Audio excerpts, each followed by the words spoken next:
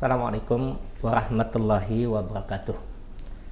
Alhamdulillah, wassalatu wassalamu ala rasulillah man la nabiyya ba'dah, Muhammad ibn Abdillah wa ala alihi wa ashabihi wa mawalah.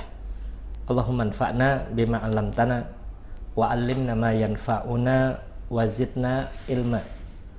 Allahumma inna nas'aluka ilman nafi'an wa rizqan thayyiban wa amalan mutaqabbala.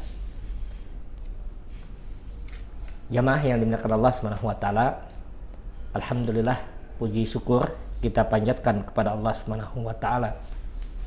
Salawat dan salam kepada Nabi Muhammad sallallahu alaihi wasallam, keluarganya, para sahabatnya, dan siapa saja yang mau mengambil contoh dan teladan pada dirinya hingga yaumul qiyamah. Pada kesempatan ini kita akan coba melihat beberapa ayat Al-Quran dan hadis Nabi Sallallahu Alaihi Wasallam yang menyebutkan kepada kita tentang imtiaz, yaitu keistimewaan dari ajaran Islam.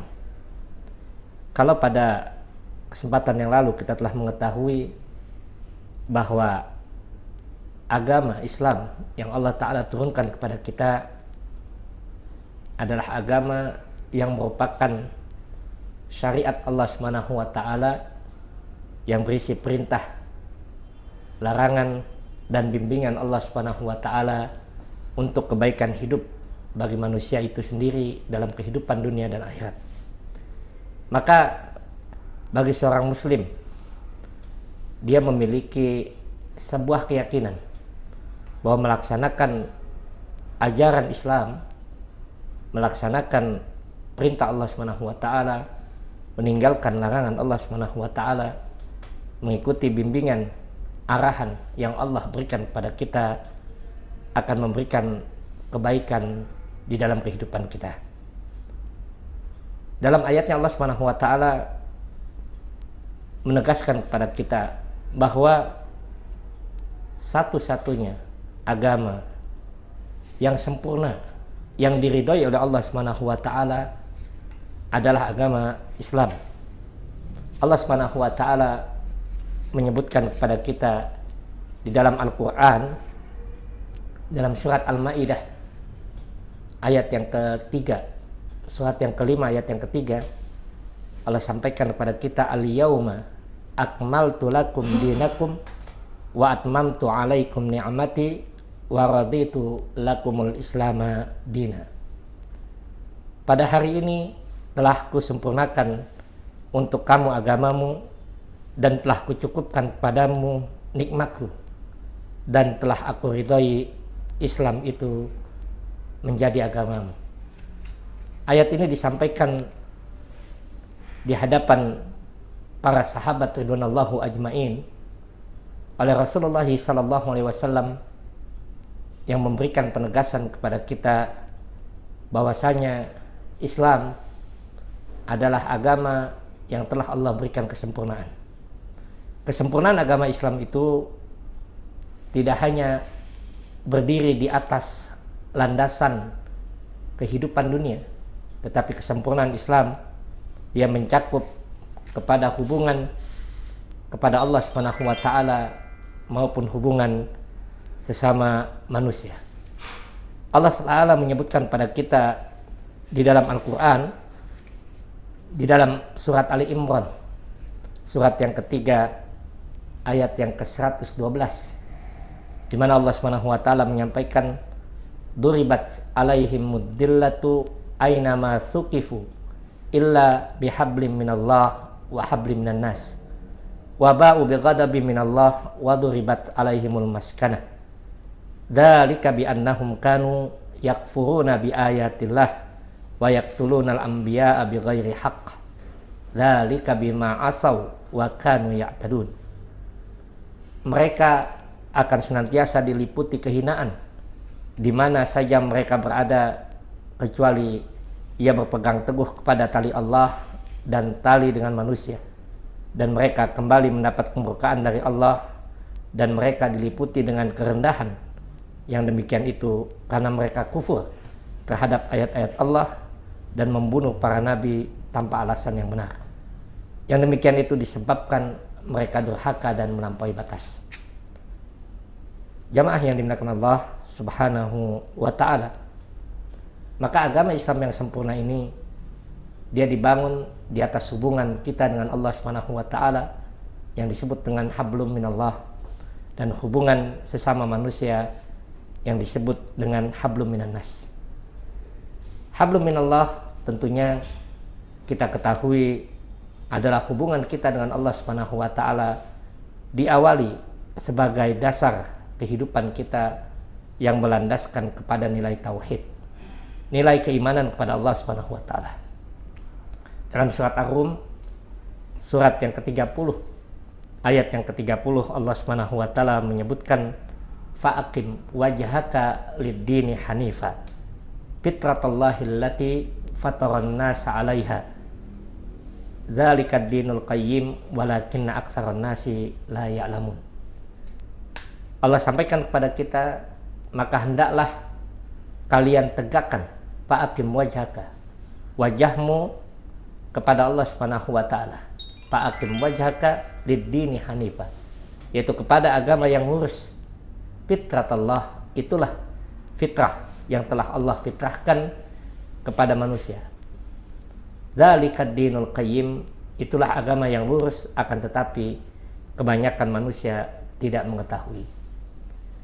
Surat Ar-Rum, surat yang ke-30, ayat ke-30 ini disebutkan oleh para ulama tafsir bahwasanya agama Islam, agama yang sempurna, agama yang berlandaskan kepada hablum minallah dan hablum minannas, didasari dengan pemahaman akan nilai tauhid, yaitu nilai mengesahkan Allah Subhanahu wa ta'ala. Mentauhidkan Allah Subhanahu wa ta'ala adalah mengesahkan Allah Subhanahu wa ta'ala di dalam hidup dan kehidupan. Mengesahkan Allah Subhanahu wa ta'ala di dalam rububiyah Allah Subhanahu wa ta'ala. Mengesahkan Allah Subhanahu wa ta'ala di dalam uluhiyah Allah Subhanahu wa ta'ala, dan mengesahkan Allah Subhanahu wa ta'ala di dalam asma dan sifat Allah Subhanahu wa ta'ala.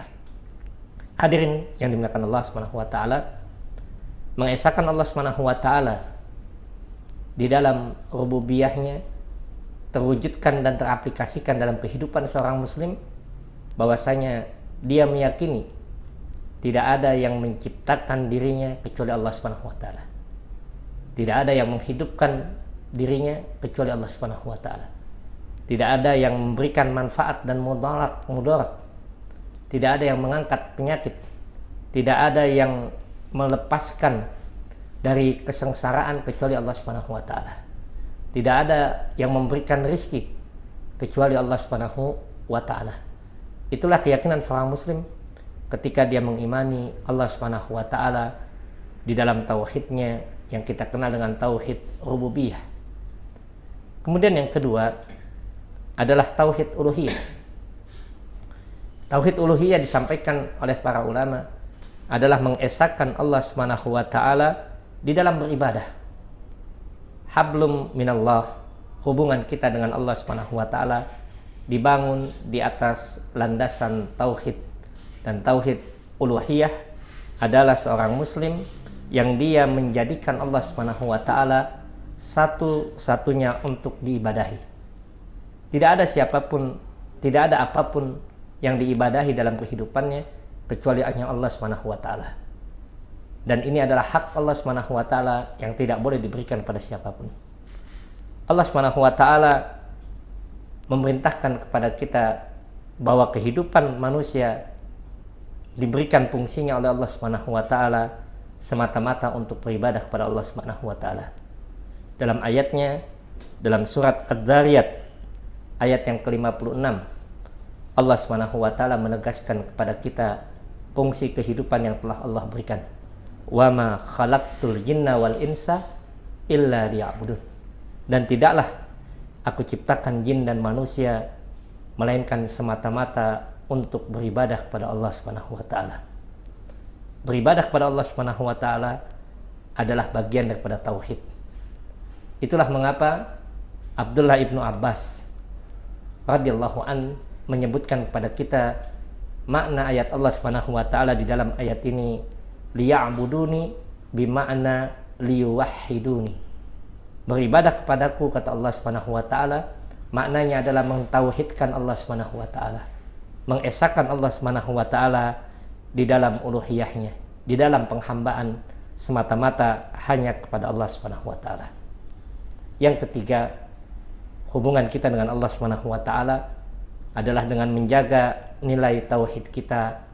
Yang ketiga yang disebut dengan tauhid asma dan sifat, yaitu mengesahkan Allah Subhanahu wa taala di dalam nama dan sifatnya.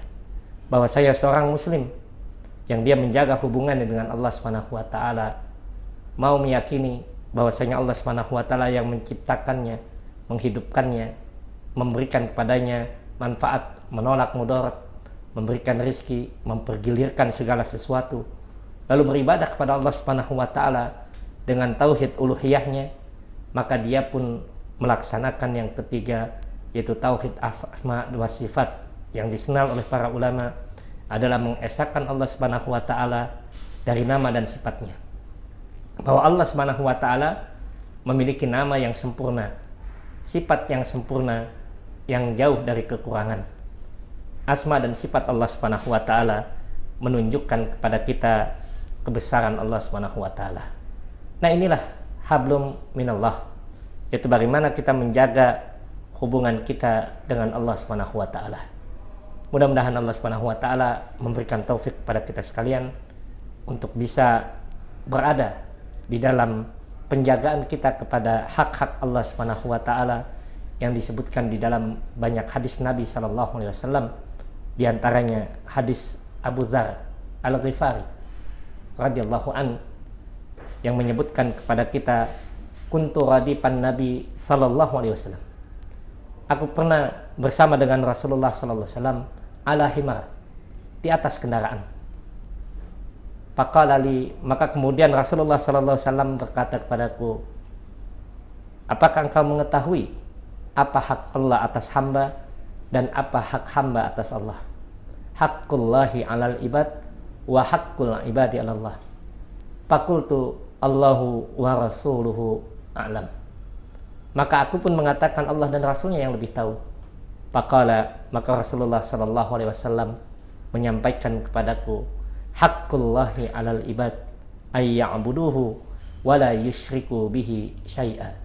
Yang menjadi hak Allah Subhanahu wa taala atas hambanya adalah dia beribadah kepada Allah Subhanahu wa taala dan tidak menyekutukan Allah Subhanahu wa taala dengan sesuatu apapun.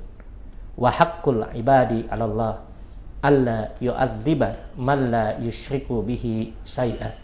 Dan yang akan menjadi hak Allah Subhanahu wa taala yang akan Allah berikan untuk hambanya adalah Allah Subhanahu wa taala tidak akan menyiksa hambanya yang beribadah kepada Allah Subhanahu wa taala dan tidak menyekutukan Allah Subhanahu wa taala. Mudah-mudahan kita bisa menjaga hablum minallah ini dengan menjaga nilai-nilai tauhid kita di dalam kehidupan kita. Hadanallahu wa iyyakum ajmain. Wassalamualaikum warahmatullahi wabarakatuh.